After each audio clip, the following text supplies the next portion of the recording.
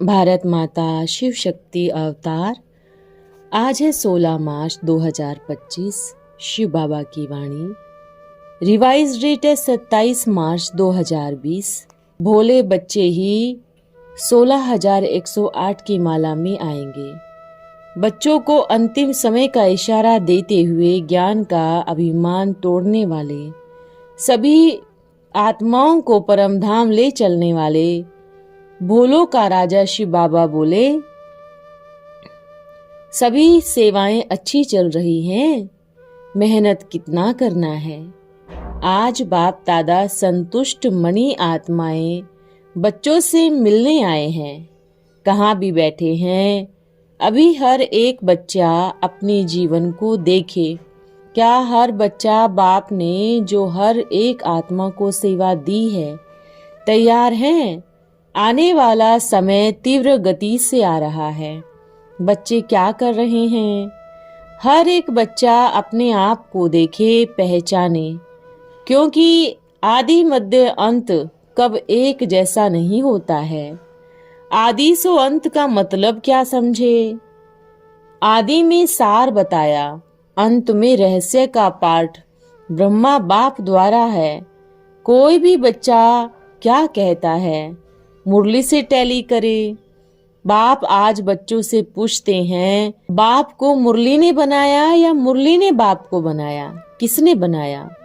जैसे भक्ति मार्ग में भी क्या कहते हैं, चाहे भगवान भी आ जाए फिर भी हम शास्त्र का ही कंठ करेंगे। आज ये सब क्या है? ये यहाँ का ही गायन है। कौन सा गायन? चाहे मुरलीधर बाप भी आ जाए पर हम वही मानेंगे जो मुरली में लिखा है।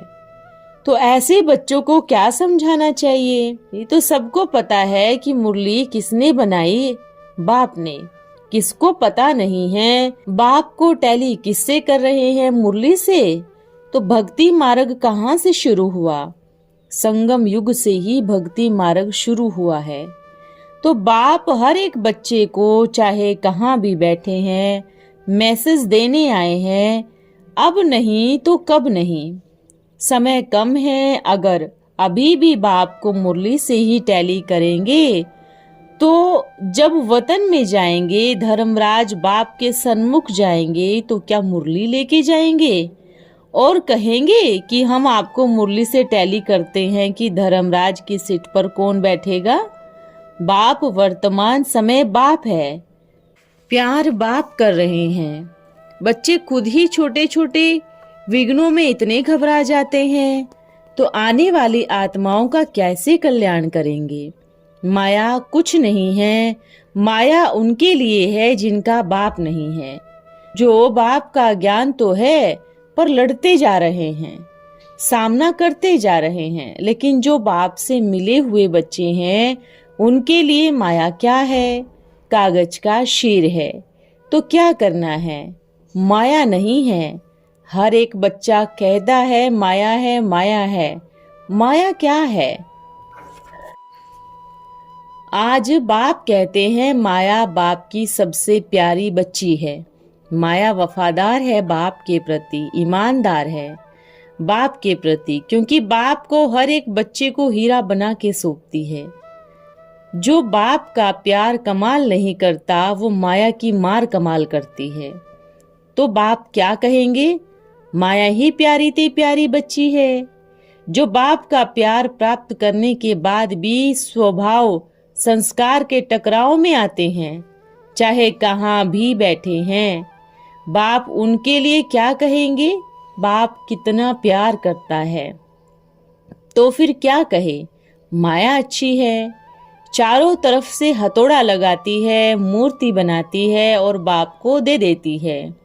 बाप हर एक बच्चे को संदेश देना चाहते हैं। कोई भी बच्चा अगर बाप के प्यार में हीरा नहीं बनता है तो उनके लिए क्या कहेंगे? माया बड़ी प्यारी है। आज भी बाप ने समय दिया और हर एक बच्चा क्या कर रहा है? बाप बैठ देखते हैं। बच्चे सोचते हैं बाप को क्या पता पड़ेगा? बाप देख रहे हैं कि समय कहाँ कहाँ व्यर्थ गवा रहे हैं। बाप से बच्चे कहते थे, बाबा मुरली पढ़ने की फुर्सत नहीं है, याद करने का समय नहीं है, और बाप ने समय दिया। फिर बाप को मत कहना याद करने का समय नहीं मिला। ये इशारा कोई अज्ञानियों के लिए नहीं है, ये इशारा उन बच्चों के लिए है जो अपने आप को कहते हैं मैं इतने वर्ष से ज्ञान में हूँ। बाप जब धर्मराजपुरी में जाएगा तो बाप ये नहीं पूछेगा कि आपको कितना समय ज्ञान में हुआ।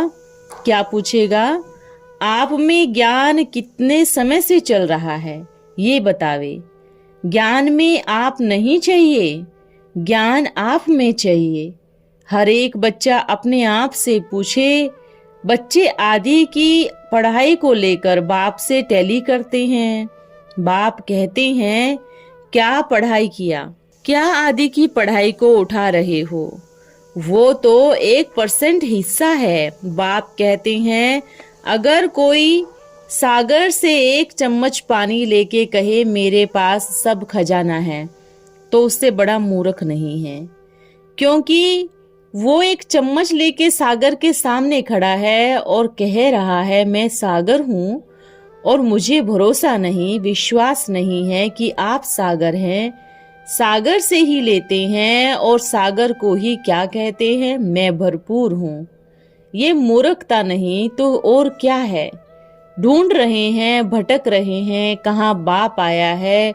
कोई अपने आप को ही बाबा कहता है, तो ये क्या है, ये भी मूर्खता है।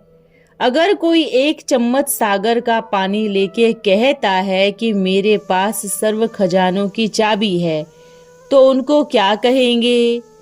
पर जब सागर की लहर आएगी तो वो 1 चम्मच पानी कहाँ जाएगा, पता पड़ेगा। आज 1 ही चम्मच निकाला तो अपने आप को सागर समझ बैठे। अगर थोड़ा सा ज्यादा निकाल लेते तो क्या होता, सागर से भी ऊपर चले जाते।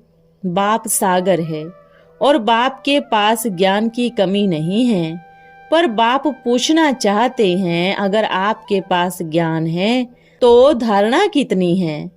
चम्मच को लेके घूम रहे हो, मेरे पास इतना जल है, इतना है, लेकिन पी के नहीं देखा, अंदर धारण करके नहीं देखा, तो क्या फायदा उस चम्मच को लेके चारों तरफ चक्कर लगाने का। कई बच्चों में थोड़ा ज्ञान आया तो अभिमान आ गया, मेरे से बड़ा ज्ञानी कोई नहीं है। ये भी क्या है, मूर्खता है। वो जो आज ज्ञान है मन में सुना रहे हैं, वो कहाँ से आया, किसने दिया। कई बच्चे बाप को समझाने लग पड़ते हैं, बाबा ऐसे नहीं ऐसे करेंगे। बाप ने ड्रामा रचा और बच्चे बाप को ज्ञान देने शुरू करते हैं, तो बाप कहेंगे अच्छा ठीक है, आप ऐसे करके देख लो, ठीक होगा तो ठीक है, नहीं तो फिर बाप तो बैठा ही है, चले आना। भल बच्चे अपना ओपिनियन देवे, पर बाप वही करेगा जो बाप चाहता है और जो ड्रामा में है। सबसे बड़ी मूर्खता अपने आप को महाज्ञानी समझना। कोई तो ऐसे बच्चे हैं जो मुरली को लेके बैठे हैं और उससे सवाल जवाब निकाल के कहते हैं मैं सर्वश्रेष्ठ ज्ञानी हूँ, मैं देखता हूँ कि मेरे प्रश्नों के उत्तर कौन दे सकता है। वो बच्चे ऐसे हैं कि जिनको भल बाप भी मिल जावे फिर भी संतुष्ट नहीं हो सकते, लेकिन जिनको सच्चा प्यार है ना, वो दौड़ के आएंगे। और जिनको ज्ञान का अभिमान है वो सिर्फ और सिर्फ डिबेट करेगा। जिनका योग अच्छा है, याद अच्छी है, पढ़ाई और धारणा अच्छी है, उसको बाप की परख ना हो ऐसा हो नहीं सकता।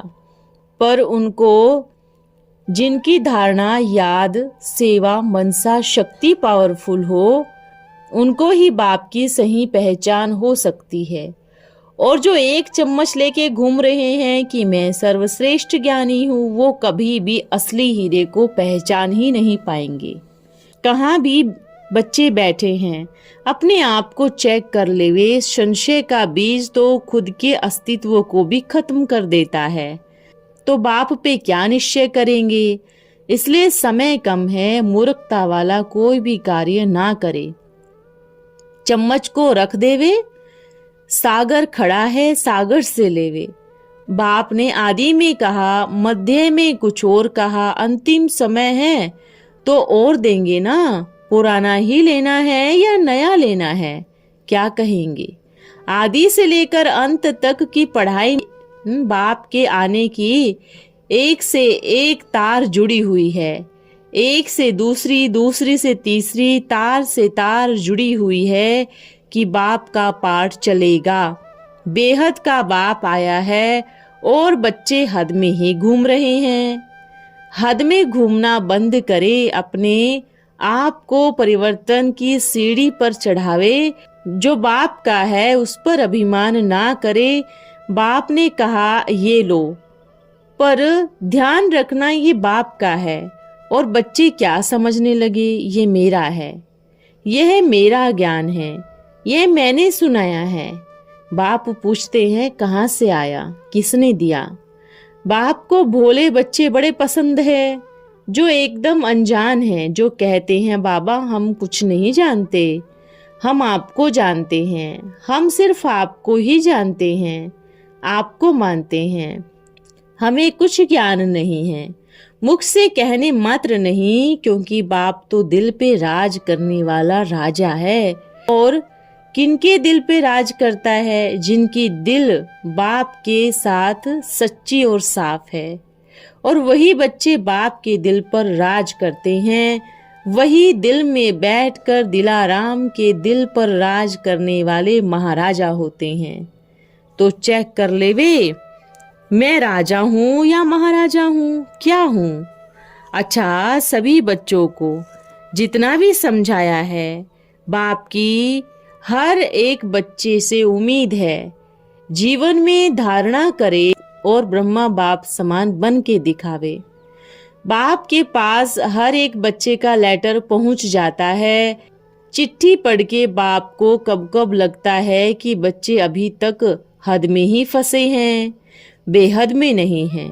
अभी विश्व कल्याणकारी का ठप्पा नहीं लगा है, अभी किसी एक का भी कल्याण नहीं हुआ है। निश्चय बुद्धि की निशानी है जी बाबा। और जो भी ज्ञान में है, अभिमान आया तो वो झलकेगा ही, कहने से नहीं कर्म से झलकता है। टेली करना बंद करे, घूमना भी बंद करे। सागर सन्मुख है, क्योंकि जाने का समय भी आ गया है। शिव की बारात जिसमें हर एक आत्मा होगी, पशु पक्षी मनुष्य आत्मा, भूत प्रेत सब जीव जंतु की आत्माएं, शेर बकरी, सबका अलग अलग सेक्शन होगा। पर सबसे श्रेष्ठ सेक्शन मनुष्य आत्माओं का होगा। जानवरों को तो पता नहीं ना बाप कौन है। सतो रजो तमो उसमें जानवर भी है। सबसे श्रेष्ठ है मनुष्य आत्माओं का सेक्शन। बाप वर्तमान समय हर एक बच्चे को मौका दे रहे हैं कि भोलेनाथ के सेक्शन में चले। अब शिव की बारात परमधाम की ओर निकलने का समय आ गया है। फुल तैयारी है, पर बच्चे अभी तक तैयार नहीं हुए।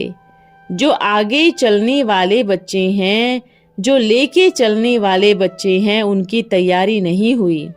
थोड़ा श्रृंगार करते हैं, फिर देखते हैं वहाँ मैं कितना सुंदर लग रहा हूँ। मतलब थोड़ा ज्ञान आ गया, मिल गया, फिर अपने आप में देह रूपी आईने के सामने फिर देखते हैं, वाह मैं कितना बड़ा ज्ञानी हो गया। कोई भी बच्चा ऐसा ना करे, पूरा श्रृंगार कर लेवे, पर अभिमान रूपी आईने के सामने मत जावे, नहीं तो बारात में पीछे रह जाएंगे। पता है ना कौन सा गहना कहाँ पहनना है।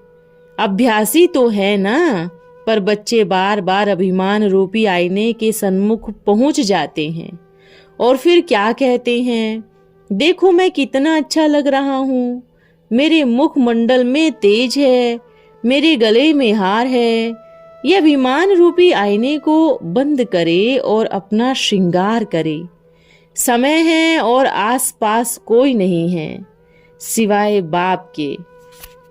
बाप बिठाकर श्रृंगार कर रहे हैं, इसलिए शांति से बैठकर बाप जो करा रहे हैं कि ये पहनो, अपना श्रृंगार कर लेवे। नहीं तो फिर बाप को तो पता है ना, भोलानाथ की बारात में भोले बच्चे ही आगे आगे चलेंगे। भूतनाथ की बारात भी वही है, अमरनाथ की बारात भी वही है। हर एक जो बाप को टाइटल दिया है अलग अलग सेक्शन होगा। जो भूतनाथ समझते हैं वो भूतनाथ के सेक्शन में चलेंगे, अमरनाथ के सेक्शन में वही चलेंगे।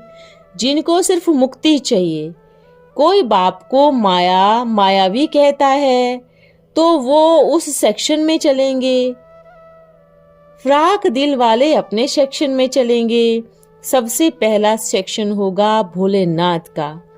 भीड़ तो होगी ही, पर सेक्शन अलग अलग होगा। तो अपना अपना सेक्शन ढूंढ लेवे, अपना स्थान किस सेक्शन में लेना है वो लेवे।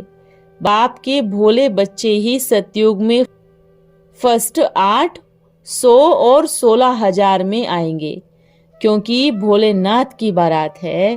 भोलानाथ चलेगा आगे आगे, भोले भाले प्यारे प्यारे बच्चे चलेंगे बाप के साथ साथ, पीछे पीछे नहीं कहेंगे। कहाँ चलेंगे? साथ साथ। जैसे परमधाम में जाएंगे तो सेक्शन अनुसार वही चिपक जाएंगे। जो भोलानाथ के साथ जाएंगे वो सबसे ऊपर सेक्शन में होंगे। ऐसे नहीं कि जो दूसरे सेक्शन वाले हैं वो बीच में ही घुसेंगे। उधर बीच और आगे पीछे का कोई मतलब ही नहीं है। जो आज कहते हैं हम सर्वश्रेष्ठ ज्ञानी हैं, चलो अच्छी बात है, आपको उसी सेक्शन में लेके जाएंगे। अच्छा, ऐसे प्यारे प्यारे मीठे मीठे दिलाराम के दिल पर राज करने वाले, भोलेनाथ के साथ चलने वाले भोले भोले प्यारे प्यारे बच्चों को बाप का दिल से याद प्यार और आने वाले सतयुग की प्यारी सी गुड मॉर्निंग। अच्छा, फिर मिलेंगे। आज का वरदान है तीव्र पुरुषार्थी भव। क्या समय की रफ्तार को देख रहे हो? समय कितना फास्ट बीत रहा है। तो क्या आप सभी का पुरुषार्थ भी तीव्र है? तीव्र पुरुषार्थी अर्थात संकल्प, बोल और कर्म, इन तीनों में समानता का अभ्यास करना। तीव्र पुरुषार्थ अर्थात बाप समान बनना। ओम नमः शिवाय।